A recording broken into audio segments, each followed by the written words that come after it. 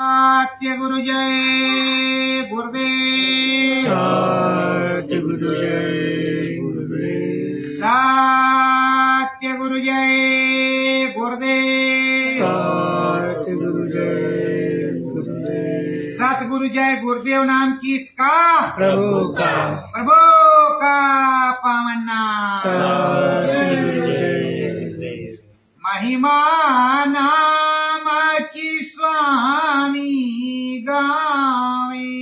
महिमा नाम की स्वामी गावे।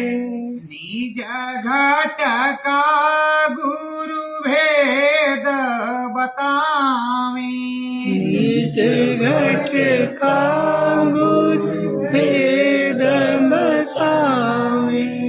पुरुषयनामी है अविनाशी। पुरुषय नामी है अविनाशी। नारतन धरये नाम समुदामी। नरतन धरये नाम समझावे। महिमा नाम की सतगुरु गावे। महिमा नाम की सतगुरु गावे। शब्द भेद सीढ़ी है इनकी। शब्द वेद सीढ़ी है इनकी। इस घट बीचे ओही लगावे। इस घट बीचे कोई लगावे। सतगुरु नाम की महिमा गावे। सतगुरु नाम की महिमा गावे। नाम बड़ा नामी से नाही। नाम बड़ा नामी से नाही। नामी ही तो नाम बतावे। नामी तो नाम बतावे। नाम की महिमा सतगुरु गावे। नाम की महिमा सतगुरु गावे। घट पट खोले अंदर बोले। घट पट खोले अंदर बोले। मान मंदिर सतगुरु मुस्कावे। मन मंदिर सतगुरु मुस्कावे। नाम की महिमा सतगुरु गावे। नाम की महिमा सतगुरु गावे। हरि धाम का भेद बता कर। हरि धाम का भेद बता कर। गगना शिखर सतगुरु दी चढ़ावे। गगन शिखर सतगुरु दी चढ़ावे। नाम की महिमा सतगुरु गावे। नाम की महिमा सतगुरु गावे। परम दयाल है कृपाला। परम दयाला है कृपाला। निज घर का ये भेद बतावे। निज घर खाए वेद उठाए। महिमा नाम की सतगुरु गावे। महिमा नाम की सतगुरु गावे। नारतन में नारायण बोले। नरतन में नारायण बोले। आध्यात्म परमार्थ खोले। आध्यात्म परमार्थ खोले। धर्म कर्म संदेश सुनावे। धर्म कर्म संदेश सुनावे। नाम की महिमा सतगुरु गावे। नाम की महिमा सतगुरु गावे। श्रद्धा भाव से सब लगी जाओ। सदा भाव से सब लग जाओ। श्री चरण में शीश झुकाओ। श्री चरणन में शीश झुकाओ। नाम की महिमा तुम भी पाओ। नाम की महिमा तुम भी पाओ। सारा भेद सतगुरु समुदावे। सार वेद सतगुरु समझावे। नाम की महिमा सतगुरु गावे। नाम की महिमा सतगुरु गावे। सत्य गुरु जय गुरुदेव। सतगुरु जय गुरुदेव। प्रेमियों, सदगुरु जो होते हैं शब्द भेदी गुरु, वो सब कुछ बतलाते हैं, नर्तन का पूरा भेद समझाते हैं, धर्म कर्म संदेश सुनाते हैं और अध्यात्म का पूरा ज्ञान बतलाते हैं और साथ ही साथ निज घट में अनुभव भी करवाते हैं। अगर वो संत सदगुरु लोग कहते बाहर से ढोल बजाओ, राम राम गुण गाओ, राम मिल जाएंगे, तो ये तो बाहर की बात है। बाहर से मूर्ति के दर्शन हो सकते हैं, लेकिन असली राम के दर्शन तो आत्मा में ही परमात्मा का दर्शन होगा। यही संतों ने बताया, सदगुरु ने यही बताया है। तो संत सदगुरु आत्मा में परमात्मा का दर्शन करवाता है, आत्मा में परमात्मा से मिलने का भेद बताता है, यही वो समझाता है और धर्म कर्म का भेद समझा करके निज रास्ते पे लाता है, अपने घर की बात बताता है। सर्वप्रथम वो कहता है कि इस त्रिलोकीनाथ प्रभु राम से मिलना है तो मनुष्य रूपी मानव पोल मंदिर में लग करके सुमरन ध्यान भजन करना होगा। वो ध्यान भजन की विधि बताता है, वक्त का नामी नाम भी समझाता है और उसी में दया कृपा सद्गुरु की होती है। सबसे पहले प्रेम करके उस पर विश्वास करके उस सुमरन ध्यान भजन को किया जाता है, उसकी महिमा हो जाती है, दया कृपा हो जाती है तो घटपट खुल जाता है और प्रभु का दर्शन भी होता है और पूरे त्रिलोक का दर्शन होता है। समस्त देवी देवताओं से मिलना होता है, चाराचार में घूमना होता है और उसी को देख देख करके निज अनुभव लिखना होता है। राम जी का क्या आदेश, गुरु जी का क्या आदेश, ये सब जानना और समझना, क्या आशीर्वाद है, क्या दिया और क्या मिला है, वो सब समझना है। साहेब ने कहा कि जीते जी स्वर्ग और वैकुंठ, शिवपुरी, ब्रह्मपुरी और आद्या महाशक्ति का देश और ऊपर राम जी के दर्शन और त्रिलोकीनाथ के दर्शन होंगे।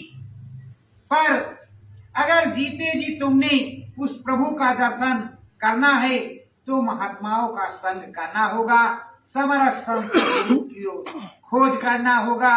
समरस संत सद्गुरु नहीं मिल रहा तो कोई साध गुरु की खोज करना होगा जो तुम्हें वक्त का नाम बताए और सद्गुरु से मिलवाने की बात करे। और अगर तुम्हें एक बार अनुभव हो जाए उसके समझाने करवाने से तो बारंबार लग करके निरंतर रगड़ाई करते रहने की जरूरत।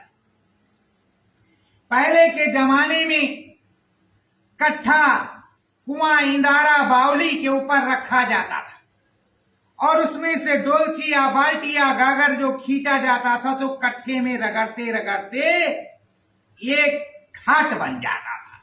इसी तरह अगर उसमें गड़ारी लगी रहती थी, बेहीन लगी रहती थी तो उसमें खींचते खींचते गड़ारी घिस जाती थी, उसमें भी घाट बन जाता था। तो कहते अतिशय रगड़ करे जो कोई अनल प्रकट चंदन से।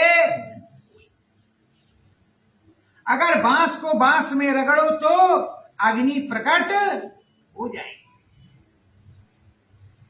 उसी तरह जब नाम की रगड़ाई करोगे तो ये कलमल कर्म बीज जो है ये खत्म होगा, नाम रूपी महिमा जागृत होगी, ब्रह्मा, विष्णु, महेश, दिनेश, गणेश का दर्शन होगा, माता रानी का दर्शन होगा, समस्त देवी देवताओं का चराचर में मिलन होगा, रिद्धियां सिद्धियां प्राप्त होंगी और अंतोगत्वा तुम्हें स्वर्ग, वैकुंठ, शिव, ब्रह्मपुरी मिलेगी या सतगति को आप प्राप्त करेंगे।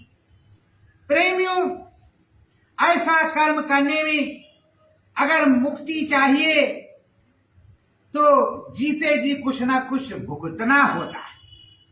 कहा वो महात्मा जी वहां वाले इतने दिन से सूखे रूखे फीके रहे, लंगोटी बांध करके बैठे रहते थे, अग्नि हाथ से जला देते थे, पूरा जल जाती थी, कोई माचिस की तिल्ली नहीं लगती थी, तो अग्नि देवता जब प्रसन्न थे तभी तो जल जाती थी। अगर देखना है तो सुबह हवन करेंगे, पर हम किसी को विवश नहीं करते कि आप जो है इसमें प्रकट होकर के इसको जलाइए, बस उनको कहते बस आपकी दया कृपा रहे, मैं वो सब नहीं मांगता। फिर भी आप देखिए उसके अगल बगल जो चीजें रहती हैं उसको अग्नि देवता कैसे आरती को संपन्न करते हैं। तो प्रेमियों, ये तो अग्नि देव की दया कृपा है।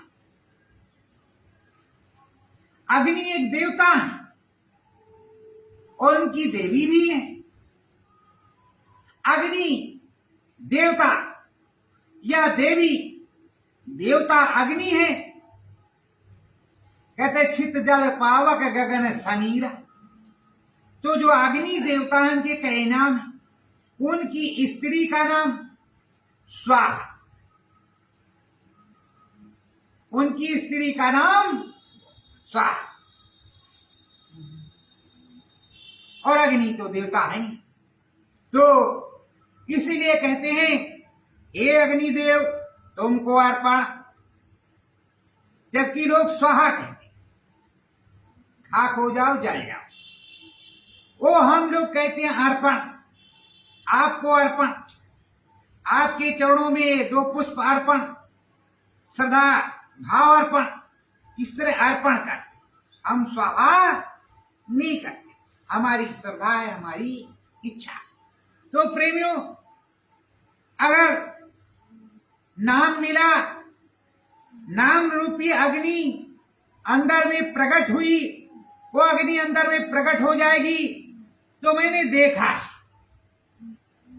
इसीलिए कहते हैं निज अनुभव मैं कहूं खगेसा, बिन हर भजन न कटे गलेसा। मैंने उस चीज को देखा है, सो आपको बतला रहा कि जब मैंने नाम भजन करना शुरू किया तो नाना प्रकार के आडंबर तो आए, लेकिन जब चढ़ाई होती थी तो किस तरह होती थी, ऊपर को खींचता, लगता शरीर खींच रहा, दर्द भी हो रहा, खींच रहा, ऊपर आसमान में गए, नीचे गिर गए, खींचते उठते गिरते सुन्नता आ गई, एकाग्रता आ गई। जब एकाग्रता आ गई तो अंदर में एक लपट उठने लगी नाम की, जैसे अग्नि के छल्ले जैसे जल रहा हो, लाप लाप करके उसमें से उठ के जा रहा हो, वैसे उठ के वो जा रहा और ऊपर जा रहा, धीरे धीरे करते करते करते करते करते करते एक दिन आया कि कर्म बीज जल गया। जब जल गया तो तिल सामने आया। जब तिल सामने आया तो तिल को ही घाट कहती। उस घाट में सूरत समा गई। अब किस तरह समा गई उसको आप लोगों को देखना। उसमें समा गई, उस पार जैसे गई तो गोस्वामी जी ने लिखा है, मूंद्य नयन त्रिषित मय भयो पुंचितवत कोसलपुर गयो, मोहि बिलोक राम मुस्काही बिहसत तुरत गयो मुख। तो प्रेमियों, जैसे वो बिंदु आया, घटपट खुला, जीवात्मा उस पार हुई तो सीधे प्रभु राम के सामने खड़ी हो गई त्रिलोकीनाथ के पास। बताओ, इतने देर है, इतनी देर में वो खड़ी हो गई। इधर मृतलोक, उधर रामलोक, रामलोक में खड़ी हो गई। अब राम जी के सामने खड़ी है, खुश है, मगन है, राम जी मुस्कुरा रहे, वो भी मुस्कुरा रहे। और राम जी के सामने उधर उस ऊपरी ब्रह्मांड का दरवाजा भी है, उधर जाने का उन्होंने रास्ता भी दे दिया और आशीर्वाद भी दे दिया। अब वो आने जाने लगी। बताओ, जब एक बार कर्म बीज जल गए पूरे के पूरे, तो क्या 7 जन्मों के फिर से लगे रहेंगे? अब तो नीज का है, रोज का, रोजवार करो सो भरो, करो सो भरो, और जो याद किया आवे वो पटक के जावे। ये भी निपटो। अगर गुरु का कुछ काम करते हो तो, और गुरु का काम नहीं करते तो अलग बात है। गुरु का काम नहीं करते तो अलग बात है। और अगर गुरु का काम कर रहे हो वास्तविक में, तो आएगा तो है, उसको निपटना पड़ेगा। तो इसीलिए गुरु महाराज कहते हैं, जो नाम भजन नहीं करता, उस ब्रह्म सूत्र गंगा या मानसरोवर में स्नान नहीं करता, उसके कर्म बीज नहीं जलते। तो कर्म बीज जलने के 2 ही रास्ते। एक तो घाट पर नाम भजन से जला डालो तो उस पार चले जाओ, और जब मानसरोवर में स्नान कर डालो तो मुक्ति पद प्राप्त कर लो। यही मुक्ति मिलती है। मतलब सारी चीजों से, झंझट से फुर्सत। एक बार डुबकी लगाई, काम खत्म। फिर लगाते रहो, आते रहो, जाते रहो। और यहाँ कर्म तो रोज आने जाने हैं, इसलिए रोज सुमरन किया जाता नहीं। एक बार कर लिया, बात खत्म। एक बार प्राप्त कर लिया, काम खत्म। तो और ये रिद्धियां सिद्धियां किस तरह की, एक बार रिद्धि सिद्धि मिल गई तो आजीवन के लिए वो है, जब मारो तब लाप, जब मारो तब लाप, अंतोगत्ता लप लप करते करते तुम हो जाओगे दम। और इधर ये जो दिन दिन तुम्हारा सवाया सवाया बढ़ता जाता है, वो धीरे धीरे एकाग्रचित्त होकर के जमा होगा, और जमा होकर के तुम्हें अमर पद में पहुंचाने का काम करेगा। तो प्रेमियों, अब तुम चाहो तो इस त्रिलोक में स्वर्ग, वैकुंठ, शिवपुरी, ब्रह्मपुरी, करोड़पति, अरबपति या मान सम्मान ले लो। तुम चाहो तो मुक्ति ले लो, तुम चाहो तो अमर पद या पद ले लो। तुम्हारी जैसी इच्छा, जैसा तुम चाहोगे वैसा तुमको मिलेगा। अगर तुम नहीं चाहोगे तो मिलने वाला नहीं है। मन के जीते जीत है, मन के हारे हार। परमात्मा को पाइए मन ही के आधार। अगर मन के आधार में नहीं गए तो तुम्हें मिलने वाला नहीं। अगर मन ही हार जाए तुम्हें क्या मिलेगा? अरे भाई, मैं भुक्त भोगी हूं, भुक्त भोगी हूं। मैंने 6, 7 या 8 महीने स्मरण किए ही नहीं। जब गुस्सा लग गई, इसी 12 साल के अंतराल में भजन किए ही नहीं। क्या होगा जो जब तक बजेगा बजेगा, नहीं करेंगे, नहीं किया। अंतोगत्ता लड़ाई चलती रही अंदर में।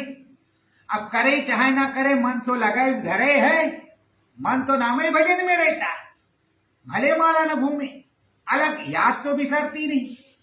जिसको लगन लग जाए अपने पिया से, उसको जो है सुध बिसरती नहीं।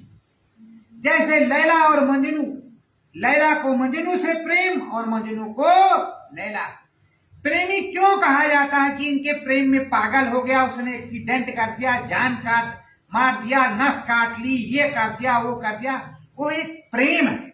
ये प्रेम इतना अनूठी चीज है कि जिससे भी लग जाए उसी पे वो दीवाना हो जाए। अगर तुम दीवाने उस सदगुरु पे हो जाओ, उस स्वामी पे हो जाओ, उस प्रभु पे हो जाओ, फिर तो तुम्हारा सारा काम बना बनाया। तो प्रेमियों, जो प्रेम दीवाना हो गया उसके लिए क्या दिक्कत है। अब उस प्रेम दीवाने में मैंने 6-8 महीने तो नहीं सुमरन किया। फिर आया दिमाग में कि सुमरन नहीं करते, सब कुछ कटता तो गुरु महाराज की दया से। अगर उस गुरु की मौज नहीं होती, जब 24 घंटे में अखंड नाम को देखता हूं मेरे साथ खड़े हैं, फिर ऐसा क्यों? इसका मतलब कोई ना कोई रहस्य है। फिर मैंने माला उठाया, जैसे माला उठा पहला नाम लिया, सतगुरु जय गुरुदेव, सब लपालप। किसी दिन उस रील को देखते, 8 महीने में किसी दिन आंख मूंद करके उसको देखने की कोशिश नहीं करते थे। जो चल जाए सो चल जाए, सब लपालप फिरते चलो। जबकि 8 महीना मैंने बंद करके रखा था 10। तो प्रेमियों, जब तुम्हारी लगन लगी रहेगी तो लगन ही माला है। एक बार स्मरण पक गया, एक बार ध्यान पक गया, एक बार भजन पक गया, इन तीनों में से कोई भी पक जाए तो तुम्हारा काम बन गया। ये स्मरण, ध्यान, भजन तीनों एक ही चीज है और एक ही जगह लेके जाएगा। बस भजन हवाई जहाज की तरह जाएगा और ध्यान बस ट्रेन की तरह जाएगा, और ये सुमरन साइकिल की तरह जाएगा या पैदल की तरह जाएगा। बस इतना ही फर्क है, जाएगा उधर। ये अदलने बदलने वाला नहीं, ये अंतोगत्वा एक ही चीज है।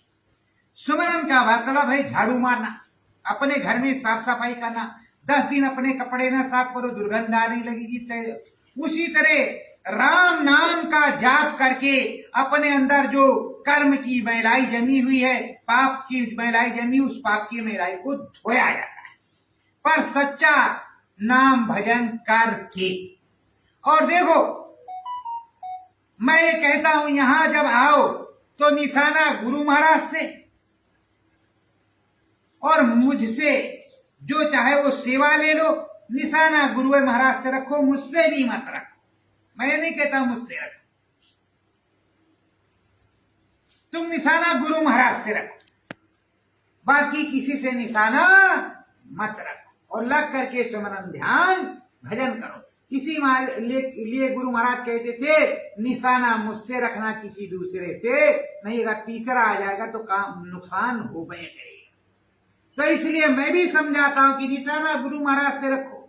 वही कुल मालिक दाता है जो मुझको देता है। वो तो हम तुम्हारे गुरु भाई हैं, हम गुरु महाराज नहीं ने अब तक बन जाती, सारा काम बन जाता। और बड़े भारी मठाधीश हो जाते, उसमें क्या लेना देना। तिलक लगाते, चंदन मारते, इधर जाते, गुजरात जाते, महाराष्ट्र जाते, उधर जाते, उधर जाते, कुछ करते। पर ऐसा मैंने कुछ किया नहीं। जो मेरा गुरु है वही मेरा पिया है, वही परम पद है।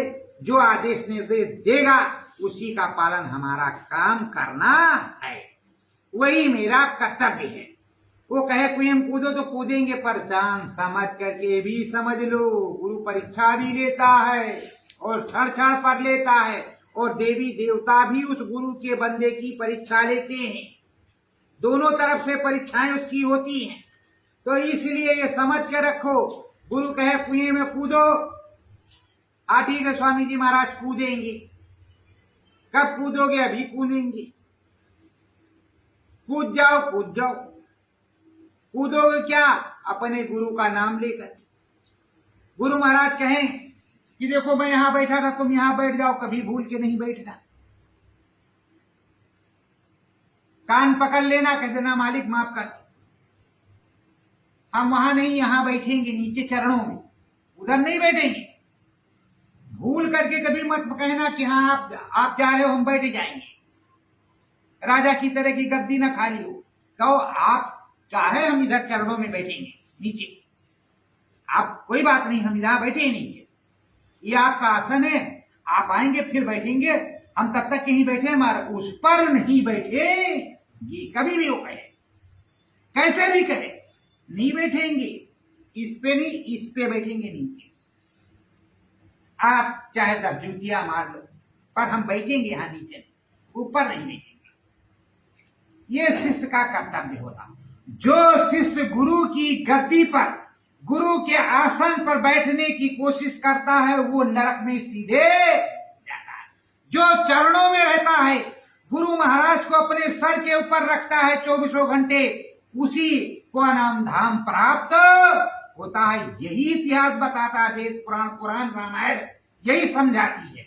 और जो गुरु बन गया, अगर जीवों का तरन तार नहीं हुआ, उसको अनुभव नहीं हुआ, कल्याण नहीं हुआ, लोग मेला देखने के हिसाब से चले गए और कि बाबा के साथ रहे, इनके पास कुछ होगा, तो उन्हें तो कुछ